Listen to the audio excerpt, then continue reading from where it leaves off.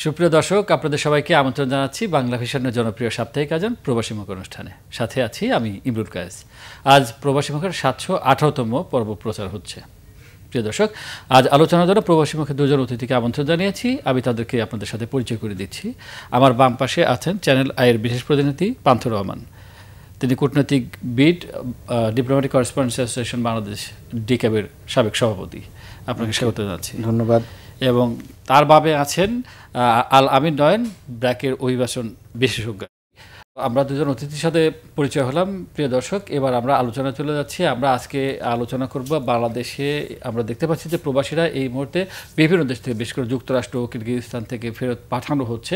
এই বিষয়টি নিয়ে কথা বলবো। আমি প্রথমে আল আমিন নয়ন আপনার কাছে জানতে চাইব যে যুক্তরাষ্ট্র থেকে সাম্প্রতিক সময়ে কি পরিমাণ বাংলাদেশিকে ফেরত আসতে হয়েছে?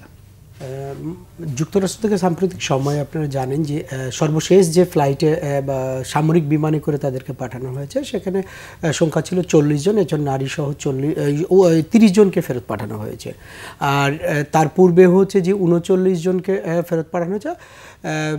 সবার সাথে আমরা কথা বলার চেষ্টা করেছি বিমানবন্দরে। সেখানে যেটা দেখতে পেয়েছি যে তাদেরকে তারা বিভিন্ন পথ পাড়ি দিয়েই মার্কিন যুক্তরাষ্ট্রে প্রবেশ করে। সব মিলে 100 টোটাল সব মিলে যদি করে তাহলে 168 বা 87 জনকে হচ্ছে যে ইতিমধ্যে যুক্তরাষ্ট্র হচ্ছে বাংলাদেশে হচ্ছে যে ডিপোর্ট করেছেন। এবং অধিকাংশ যারা ডিপোর্ট হয়ে আছে তাদের সাথে কথা বলে আমরা যেটা জানতে পেরেছি সেটা হচ্ছে যে তারা বিভিন্ন দেশ পাড়ি দিয়েই মূলত অবৈধভাবে যুক্তরাষ্ট্রে কিন্তু গমন করেছিলেন। অর্থাৎ তারা অবৈধভাবে গিয়েছিলেন। তো তাদের যে ফেরত পাঠানো সেই অভিজ্ঞতার কথা কি তাদের কাছে জেনেছেন? কিভাবে তাদের সাথে কেমন আচরণ করা হয়েছে, কিভাবে তাদের পাঠানো হয়েছে? তাদের ফেরত পাঠানোর এটা ছিল যে আমরা যে দুইটা আগে ভিন্ন ভিন্নভাবে ফ্লাইটে আসলো, কিন্তু লাস্ট দুইটা ফ্লাইট আসছিল হচ্ছে যে তাদের সামরিক বিমানে করে ফেরত পাঠানো হয়েছে। এবং এই দীর্ঘ সময়ের অভিজ্ঞতা কিন্তু যারা ফিরেছে তাদের কিন্তু অভিজ্ঞতা খুব ভালো ছিল না। তারা যেভাবে বলেছিল যে তাদেরকে হাতে পায়ে শিকল বেঁধে তারপরে তাদেরকে হচ্ছে যে দেশে নিয়ে আসা হয়েছে।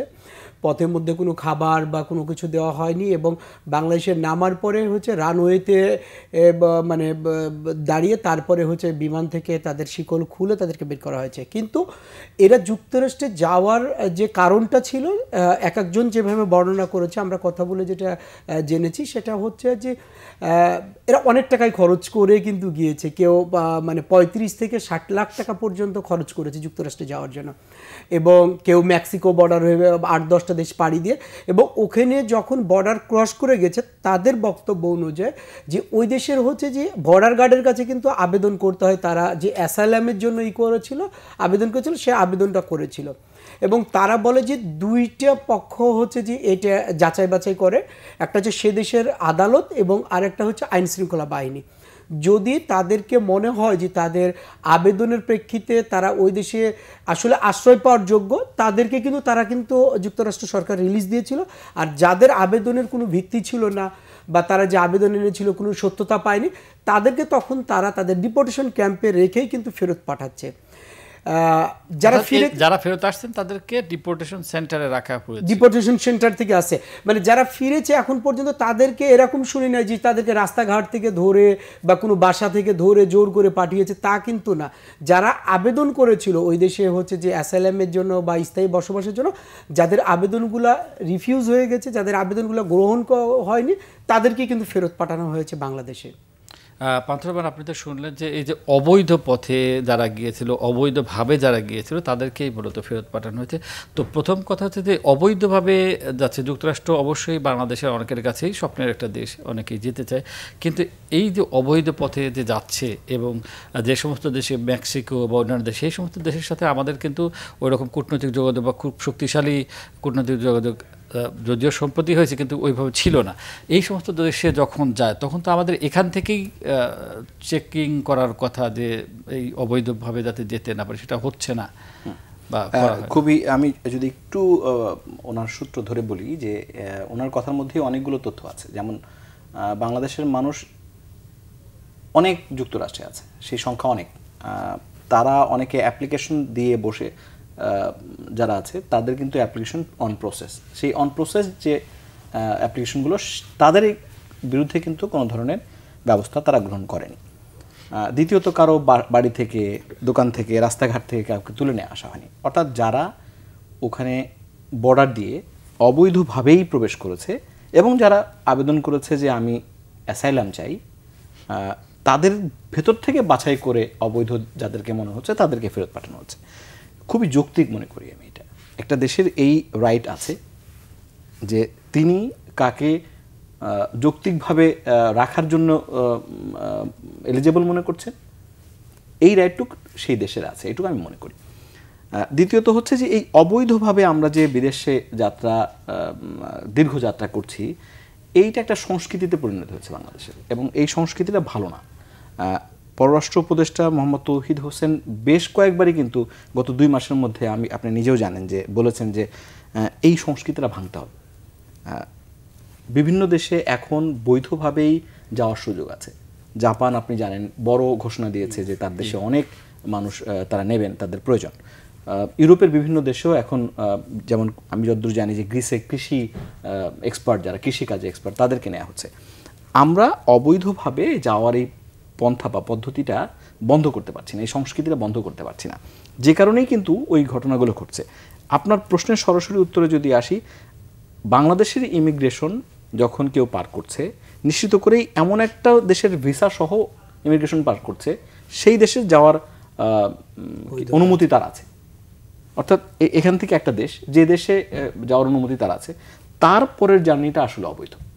অর্থাৎ এখান থেকে আমরা জানি যে মধ্যপ্রাচ্য বা ইউরোপে যাওয়ার সময় লিবিয়া একটা বড় কেন্দ্র হয়, লিবিয়া পর্যন্ত তারা ভিসা নিয়ে যাচ্ছে, ওই মুহূর্তে তো সে বৈধ লিবিয়াতে যাওয়ার জন্য। তো ইমিগ্রেশন তো আগে লিবিয়া যাওয়া থেকে আটকাতে পারে না। তো লিবিয়াতে যখন নামার পরে যখন সে অবৈধ পথ, ওই সমুদ্র পথ বলেন বা জঙ্গলের পথ বলেন, ভূমধ্যসাগর পাড়ি দিয়ে যেটা করে, ওইটা তো অবৈধ, ওইটা তো আর বাংলাদেশ ইমিগ্রেশন দেখছে না। এখন এই যে অবৈধ যাত্রা, এইটা কিন্তু বাংলাদেশ সরকার বা বাংলাদেশের মানুষ বা আইন শৃঙ্খলা বাহিনী জানে না এমন কিন্তু না। অবশ্যই বাংলাদেশের প্রত্যেকটা স্টেক হোল্ডার জানে। কিভাবে? যখন সে দেশের বাইরে যাচ্ছে, ধরা যাক লিবিয়া যাচ্ছে, একজনের সাথে কথা বললে ইমিগ্রেশন পুলিশ নিশ্চিত করেই বুঝতে পারে যে সে লিবিয়ার উদ্দেশ্যেই যাচ্ছে না অন্য কোথাও যাচ্ছে। কারণ লিবিয়া যদি যেতে চায়, লিবিয়াতে কেউ ঘুরতে যায় না, লিবিয়াতে হয় একটা কাজের জন্য যায়, এবং সে কাজ নিশ্চিত হওয়ার পরে তারপরে যায়। বেশিরভাগ, আমি যতদূর জানি, উনি আরও পরিষ্কারভাবে বলতে পারবেন, লিবিয়াতে একটা ভিসার নামও ভুলে গেছে আমি, এক ধরনের ভিসা যে ভিসাতে ট্যুরিজমের মতো আর কি, আপনি সে ওখানে যাচ্ছেন, যাওয়ার পরে তারপরে ওখান থেকে দেন দরবার হচ্ছে অন্য দেশে যাওয়ার জন্য। দেন দরবারটা বাংলাদেশে থাকতেই হয়, কিন্তু ওইখানে যাওয়ার পরে তার কাছ থেকে আরও অতিরিক্ত টাকা নেওয়া হয়, তাকে স্থানীয়ভাবে আটকে রেখে করা হয়। সেটা আরও লম্বা কাহিনী, ওখানে না যাই। কিন্তু লিবিয়াতে যখন যাচ্ছে, তখন আমাদের ইমিগ্রেশন পুলিশ এই প্রশ্নগুলো করতে পারে বা এই ডকুমেন্টসগুলো চাইতে পারেন যে আপনি লিবিয়াতে কোন প্রতিষ্ঠানে কাজ করতে যাচ্ছেন, আপনার চাকরি আছে কিনা। এটি খুবই ভ্যালিড প্রশ্ন, এই প্রশ্নগুলো বাংলাদেশের ইমিগ্রেশন করতে পারে আমার ধারণা। ঠিক একইভাবে তো মেক্সিকো বর্ডার বা কলম্বিয়া, ব্রাজিল, যখন আমি নিশ্চিত মেক্সিকো, ব্রাজিল, কলম্বিয়াতে ডিরেক্ট ভিসা নিয়ে কেউ যাচ্ছে না, জঙ্গলের রাস্তায় ব্যবহার করছে।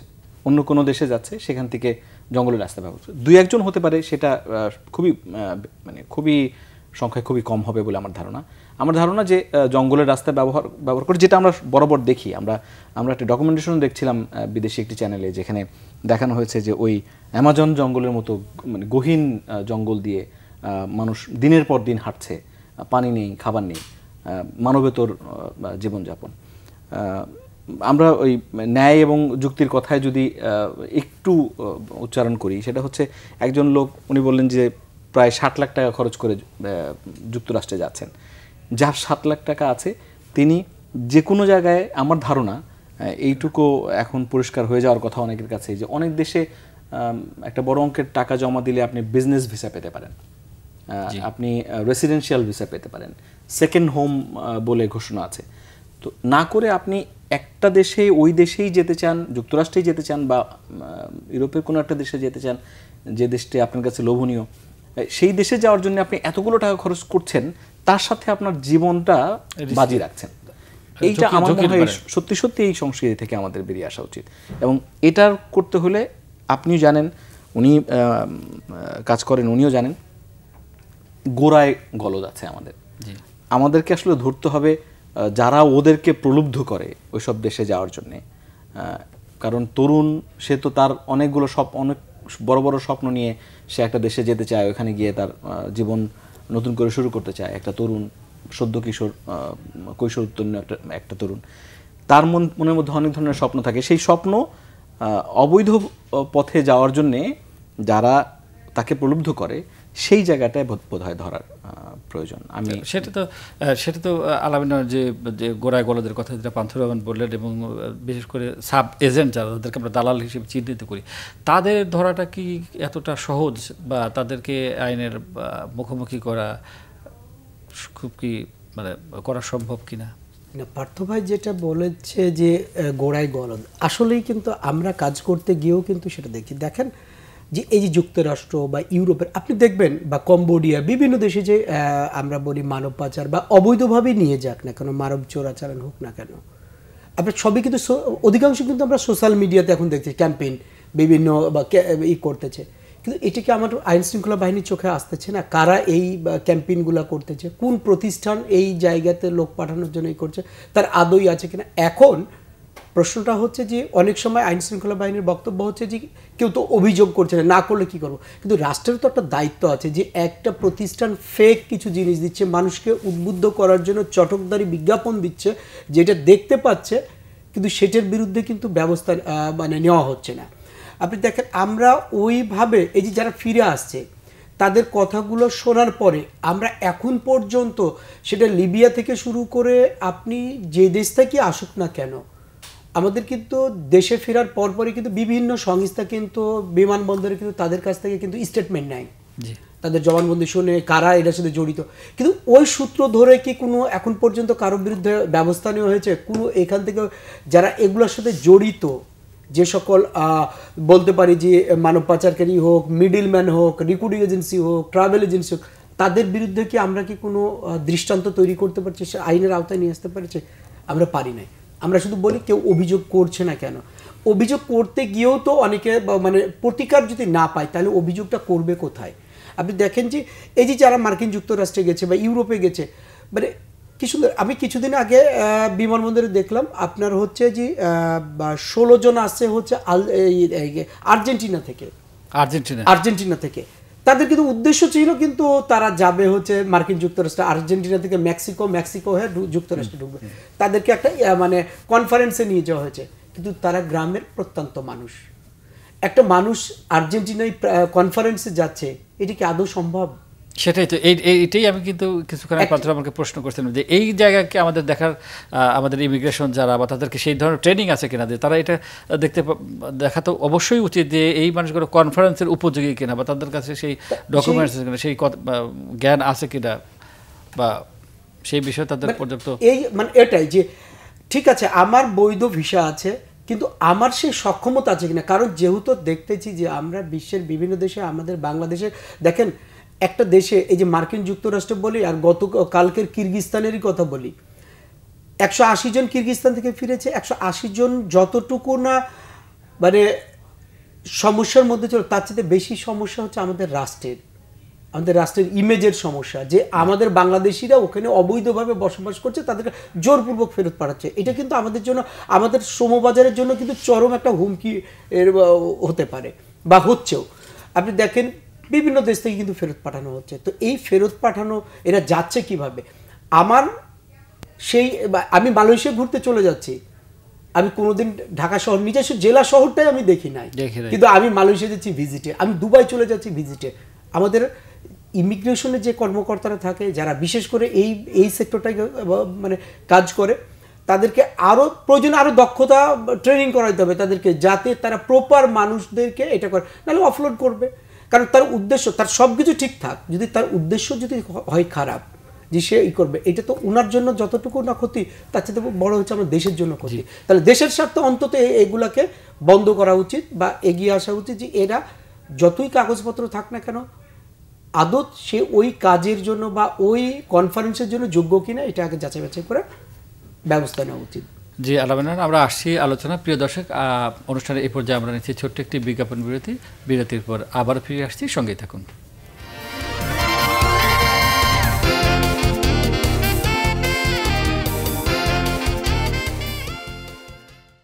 প্রিয় দর্শক, বিজ্ঞাপন বিরতির পর আপনাদের আবারও স্বাগত জানাচ্ছি প্রবাসী মুখ অনুষ্ঠানে। আমাদের সাথে আলোচনা করছেন দুজন অতিথি, চ্যানেল আয়ের বিশেষ প্রতিনিধি পান্থ রহমান এবং ব্র্যাকের অভিবাসন বিশেষজ্ঞ আলামিন নয়ন।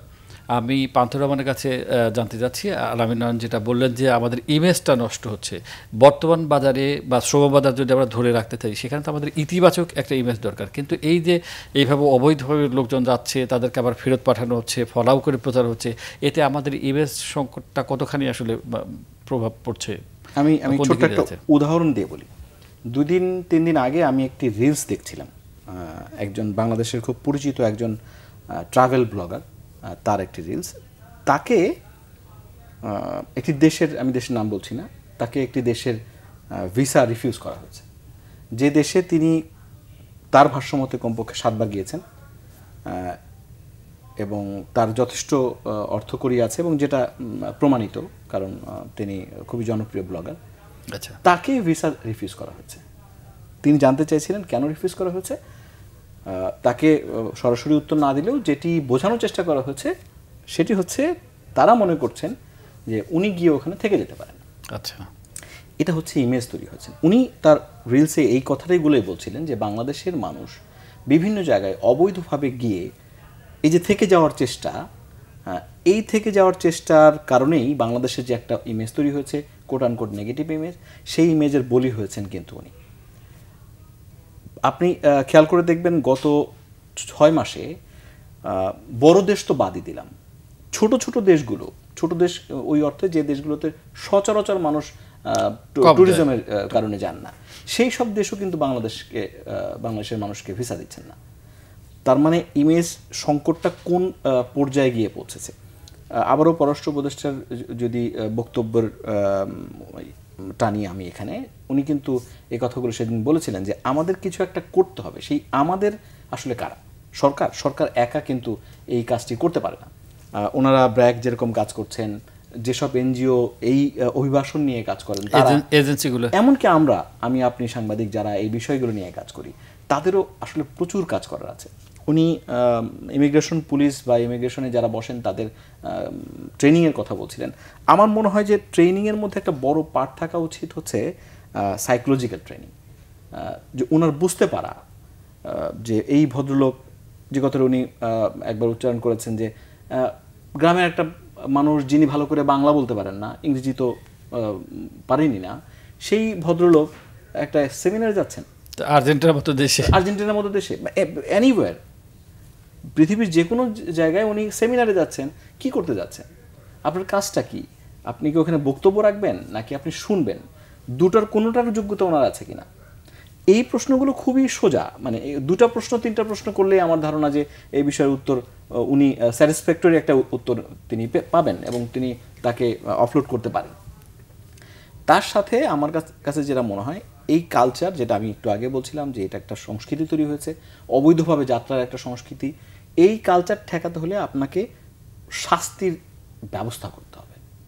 আপনি এই ঘটনা ঘটতেই থাকবে, আপনি 2 দিন কেস চালাবেন, 6 মাস পরেও ছাড়া পেয়ে যাবে, কখনোই শাস্তি হবে না। যতক্ষণ পর্যন্ত না শাস্তি হচ্ছে, 1-2টো উদাহরণ তৈরি হচ্ছে আপনার সামনে, ততক্ষণ পর্যন্ত ওই মানুষগুলো যারা ব্যাকএন্ডে কাজ করে তারা এই কাজ ছাড়বে না।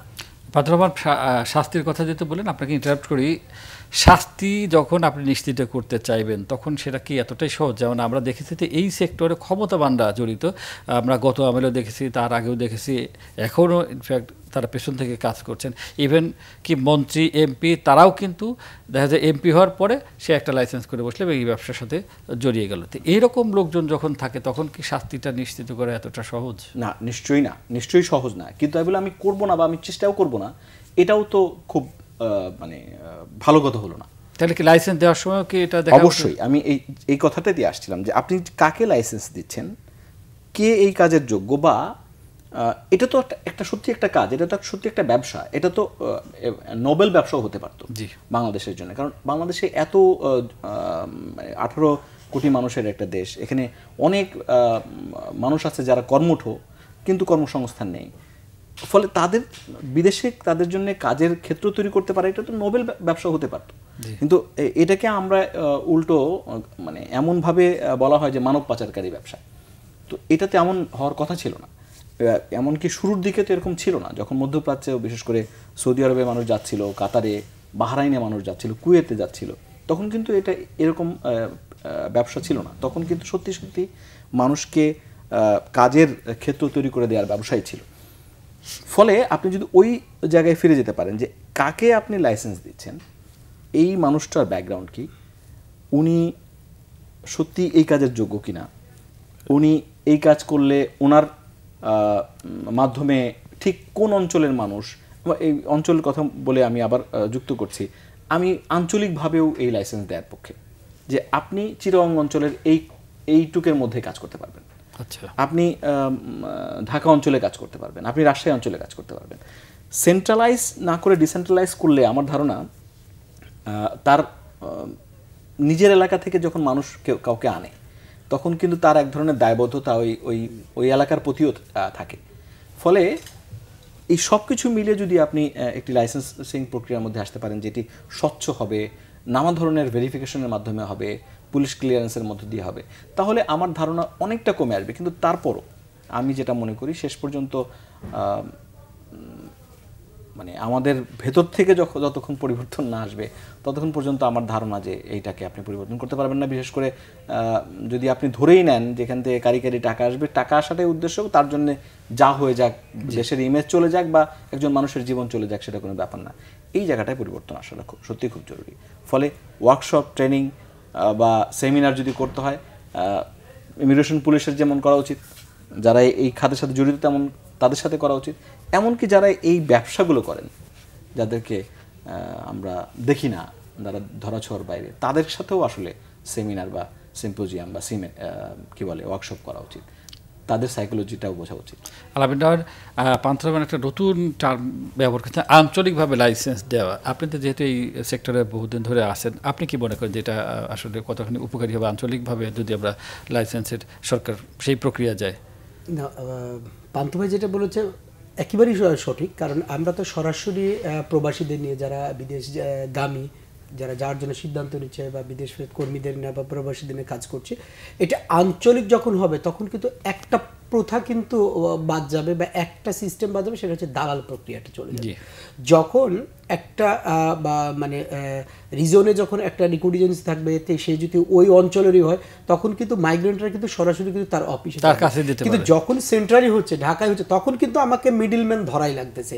সেই নীলফামারী থেকে যে মানুষটা আছে সে কিন্তু একা একা আসতে পারছে না, কিন্তু তার জেলা শহরে যদি একজন একটা রিক্রুট এজেন্সি থাকতো এবং মালিক যদি সেখানকারই থাকতো, তাহলে কিন্তু এই প্রথাটা কিন্তু হয়ে সরাসরি যেতে পারতো এবং সঠিক তথ্যটা পাইতো। আপনি দেখেন, হতে পারে যে এটা আবার কিছু রিক্রুটিং এজেন্সি, অসাধু যারা রিক্রুটিং এজেন্সি, তাদের একটা ফাঁদও হতে পারে যে ঢাকায়। কারণ কোনো কিছু যখন হয়, কোনো কর্মী যখন বিদেশ থেকে ফেরত আসে, কোনো কর্মী যদি দুর্ঘটনার শিকার হয়, তখন বলে যে ও তো সরাসরি আমার অফিসে আসে নাই।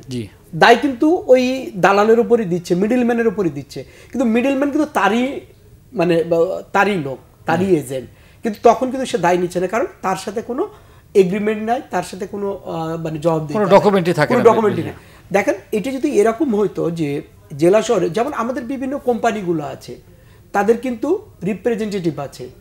যদি বলি মেডিকেল, মানে যারা ফার্মাসিউটিক্যাল বিক্রি করে, যারা সিড বিক্রি করছে, যারা প্রোডাক্ট বিক্রি করছে, সেম এরকম যদি থাকতো যে হ্যাঁ আমি ওই মানুষটাকে চিনি যে এই রিক্রুট এজেন্সির সে হচ্ছে প্রতিনিধি, তার আইডেন্টিটি থাকবে সব। কোনো কিছু হলে দেখেন, একটা যদি কোনো বিক্রয় প্রতিনিধি সে যদি কোনো একটা উপজেলা বা একটা গ্রামে যদি কোনো দুর্ঘটনা করে, তাহলে কিন্তু ওই কোম্পানির দায়বদ্ধতা কিন্তু চলে আসে। তো যখনই কোনো রিক্রুটিং এজেন্সির এরকম কোনো প্রতিনিধি কোনো দুর্ঘটনা করবে, কাউকে প্রতারিত করবে, তখন কিন্তু দায়বদ্ধতা কিন্তু ওই কোম্পানির। কিন্তু তারা এর দায় থেকে এড়ানোর জন্য ওরা কিন্তু এই প্রথাটা করেছে। এবং অবশ্যই মানে পার্থ ভাইয়ের কথা থেকেই বলবো যে আমিও বলবো যে সরকারের এখন এমন একটা সময় আসছে যেখানে কোনো পলিটিক্যাল কোনো মানে নাই, প্রেশার নাই, এমন একটা সিস্টেম তৈরি করে যাবে যে মানুষ যাতে হাতের নাগালে, যারা বিদেশগামী, বিদেশ যেতে যারা চিন্তা করে, এইভাবে প্রতারিত নয়, একেবারে হাতের নাগালে যাতে এই সকল যারা রিক্রুটিং এজেন্সিগুলো পাঠাচ্ছে তাদেরকে যেমন হাতের নাগালে পায়, এবং পুরো তথ্য ইনফরমেশনগুলোও যাতে তার এলাকায় বসেই পায়। এখন আমরাকে বলা হচ্ছে, আমরা যখন অ্যাওয়ারনেস ক্যাম্পেইন করি তখন বলি যে আপনারা জেনে শুনে বৈধ এজেন্সি ধরে যাবেন।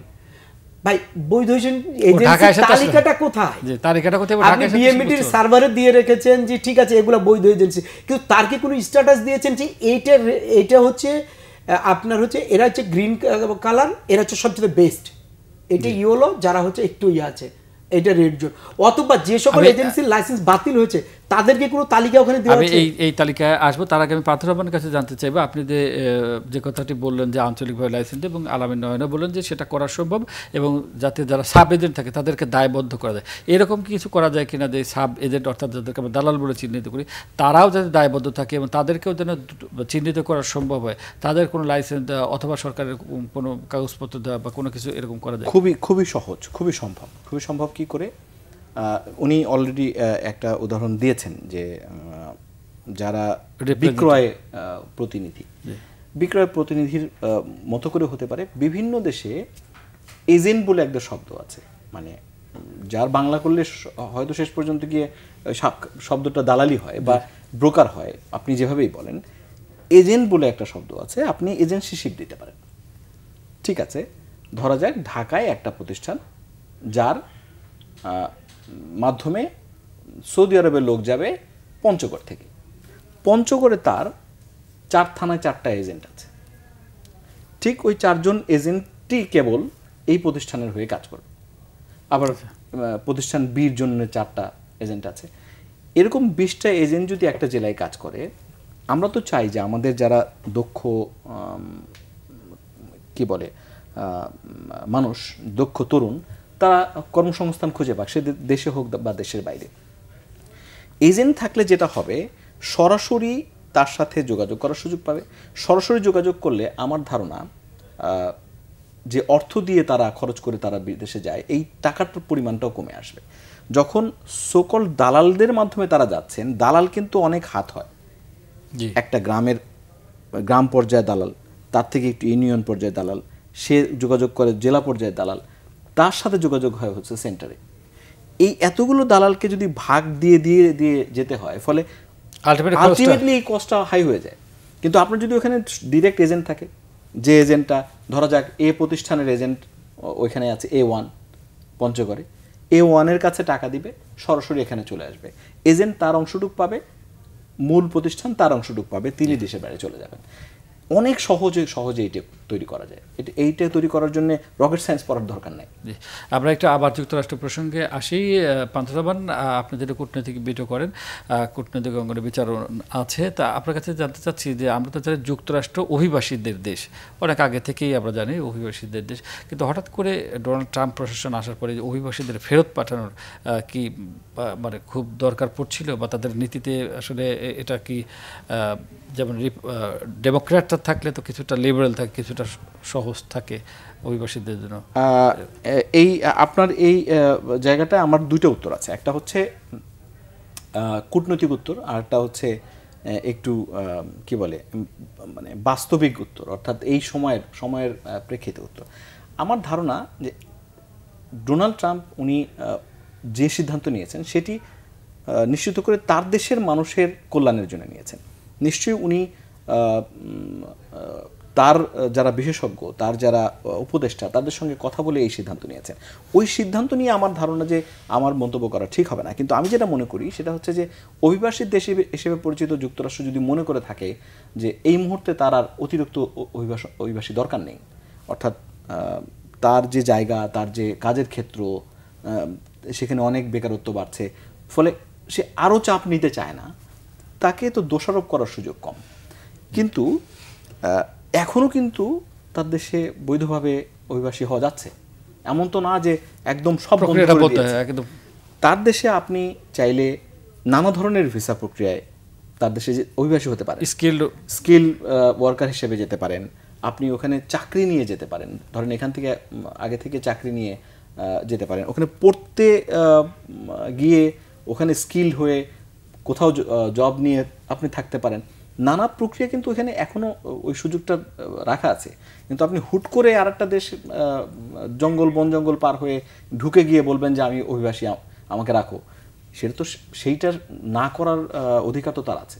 যে আমি তোমাকে রাখবো বা রাখবো না, সেই ইয়েস নো বলার অধিকার তো নিশ্চয়ই তার আছে। আর যেটি সম্প্রতি সম্প্রতি ঠিক না, উনি যখন এই মেয়াদে দ্বিতীয় মেয়াদে প্রেসিডেন্ট হয়ে এলেন, তিনি কিন্তু আগে থেকেই বলছিলেন, তার ম্যানিফেস্টোতেও কিন্তু ছিল যে অবৈধ অভিবাসী তিনি রাখবেন না। অবৈধ শব্দটার বলার পরে যদি উনি অভিবাসী না রাখেন, আমার আপনার কি কিছু বলার আছে? ওটা তো অবৈধই আসলে। তো অবৈধ যদি না রাখেন তাহলে একজন রাষ্ট্রপ্রধান হিসেবে তাকে তো দোষারোপ করার সুযোগ নেই। আমি বরং মনে করি উনি ওনার জায়গা থেকে ঠিক সিদ্ধান্ত নিয়েছেন যে প্রক্রিয়ায় তাদেরকে ফেরত পাঠানো হচ্ছে, সেই প্রক্রিয়া নিয়ে আপনি আলোচনা করতে পারেন, বিতর্ক হতে পারে, কিন্তু আমি মনে করি যে উনি ওনার জায়গায় নিশ্চয়ই উনি ঠিক সিদ্ধান্ত নিয়েছেন। আমি প্রক্রিয়ার কথা যেহেতু বললেন আলামিন রহমান, আপনি কি যারা ফেরত এসছেন তাদের সাথে তো নিশ্চয়ই কথা বলেছেন, তারা কি ধরনের মানে বার্তা দিয়েছে বা কি বলেছে আপনাদেরকে যে তাদেরকে ফেরত, আমাদের একটা পত্রপত্রিকা দেখেছি আর কি, সেটা কতখানি সত্যি যে তাদের কিছুটা অমানবিকভাবে পাঠানোর? তাদের ফেরত পাঠানোর প্রক্রিয়াটা কিন্তু পান্থ ভাই বলেছে, পার্থ ভাই, যে যদি অবৈধ কর্মীদের না রাখে একটা দেশ, তাহলে আসলে আমাদের কারো কিছু কিন্তু বলা নেই, কারণ সরকারের হচ্ছে অবৈধ, কোনো বৈধ কর্মীকে কিন্তু জোরপূর্বক পাঠাচ্ছে না, অবৈধ। এবং কাদেরকে পাঠাচ্ছে? যারা মানে ওই দেশে অবৈধভাবে অনুপ্রবেশ করেছিল এবং বর্ডারই যাদেরকে চিহ্নিত করা হয়েছে, যারা অ্যাসাইলামের জন্য করেছে, যাদেরটা রিফিউজ হয়েছে, মনে হয়েছে যে তার নেই, আবার মানে সকল কিছু পাঠিয়েছে না, তাদের মধ্যে যাদের আবার মনে হয়েছে যে না আসলে তার আবেদনটা ঠিক আছে, তার মানে মানে আবেদন অনুযায়ী, তাদেরকে কিন্তু আবার ওই দেশে কিন্তু কর্মসংস্থান বা ওই দেশে তারা রেখেছে। এখন আসলে পাঠানোর প্রক্রিয়াটা কি? ফিরে আসা কর্মীদের যে অভিযোগ, তাদের ছিল যে আমরাকে সামরিক বিমানে পাঠানো হয়েছে, যে বিমানটাতে হচ্ছে কোনো প্রকার মানে তাদেরকে ওইভাবে খাবার দেওয়া হয়নি, এবং সবচেয়ে ভয়ঙ্কর যেটা তাদের বক্তব্য, আমরা কেউ কিন্তু দেখি নাই যে আদৌ কি হয়েছিল বিমানের ভিতরে। তারা বলছে তাদেরকে হাতে পায়ে শিকল বাঁধে পাঠানো হয়েছে।